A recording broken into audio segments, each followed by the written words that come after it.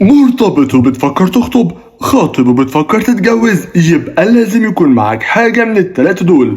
أول حاجة شقة في الهايد بارك، فيلا في البالم هيلز، أي حاجة في الإعلان بتاع جورجينا اللي أنا مش عارف هو بتاع إيه أصلا. تعالوا نشوف اغرب 3 اعلانات شفتهم بجد في رمضان السنه دي، هما اللي انا قلتهم في الاول دول. يعني مثلا اول حاجه اعلان البالم هيلز بتاع اسر ياسين. اسر ياسين قابل واحده، ازيك يا سلمى عامله ايه، انتوا ساكنه فين، انا في البالم هيلز، هوبا مشي. اول حاجه ده مش منطقي جدا ان هو شاف سلمى ليه فتره ما شافهاش وما خدش حتى رقم تليفونها. يعني انت لما بتعرف على حد، لما تشوف حد جديد لاول مره، يعني انت فينك، هات رقم تليفونك على طول.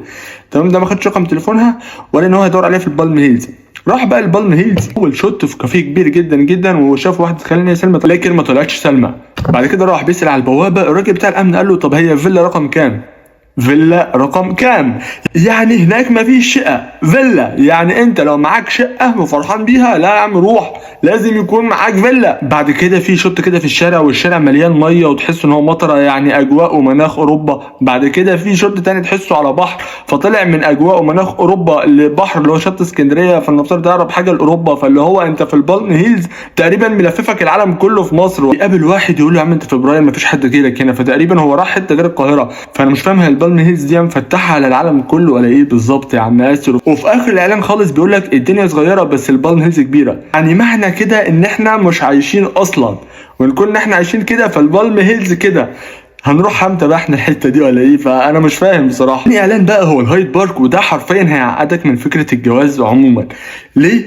باختصار شديد زي ما احنا شايفين ان هو ده الراجل شاف البنت واعجب بيها، اتعرف عليها، دخل البيت من بابه، راح لباباها عشان خاطر يتقدم لها، باباها ظهر ان هو رفضه والدنيا قفلت ومشي، لغايه ما سبحان الله عدى من الهايد بارك وراح اتسأل على الشقة هناك والدنيا دي. بعد كده راح للبنت اللي بيحبها واتكلموا وقال ان هم خلاص بيتفقوا على الشقة والدنيا حلوة، وسبحان الله ابوها اللي ما كانش موافق وافق على الجوازة بعد الهايد بارك. ومن هنا نستنتج ان الهايد بارك مميزات كبيرة جدا. يعني مثلا هتجلب الحبيب، ترد المطلقة، توسع الرزق، توافق على الجوازات المتعصلجة، واكتر بكتير من هو كومباوند عادي.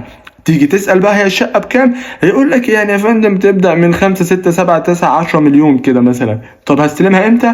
بعد 3 4 5 6 سنين. فاللي هو يعني انت اصلا لو موقف جوازتك على الهايد بارك، فانت ولا هتعرف تستلم الشقه ولا هتعرف تعيش فيها. تقريبا انت تشتري الشقه عشان خاطر تخلي عيالك فيها. طب انت تقعد فين الفتره دي كلها؟ اسال ابو البنت اللي هو راح يتقدم لها.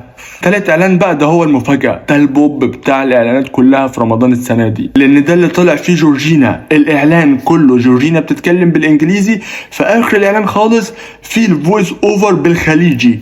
يعني الاعلان بالانجليزي لهجه خليجي. الحاجه الوحيده المصريه في الموضوع ده كله هو احنا اللي بنتفرج عليه. بعد ما حضرت الاعلان لكذا مره عرفت ان ده اعلان لكومباوند ومجتمع سكني اصلا.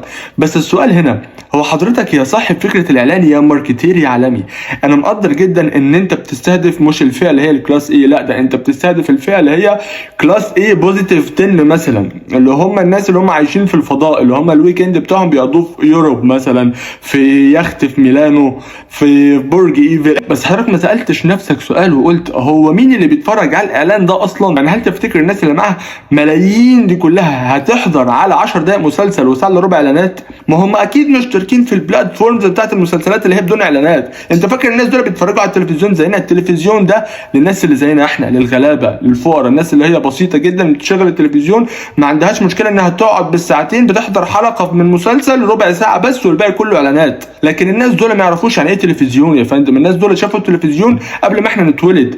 لكن انت كماركتير انا مقدر ذكائك جدا انك تستفز الكلاس اي بوزيتيف 10 دول بان هم يشوفوا جورجينا فيحسوا بالايجو بتاعهم، يقولوا ايه يعني جورجينا بتعمل اعلان، طب انا هشتري في المكان ده بدل الشقه 2 وبدل العربيه 3 وبدل الجراج 5. حلو خالص انك تستفزهم، بس الاحسن والاذكى انك تروح لهم في الاماكن بتاعتهم وتعمل كامبين ناجحه، مش تخلي الناس تحس بحسرتها هي وبتتفرج على الاعلان.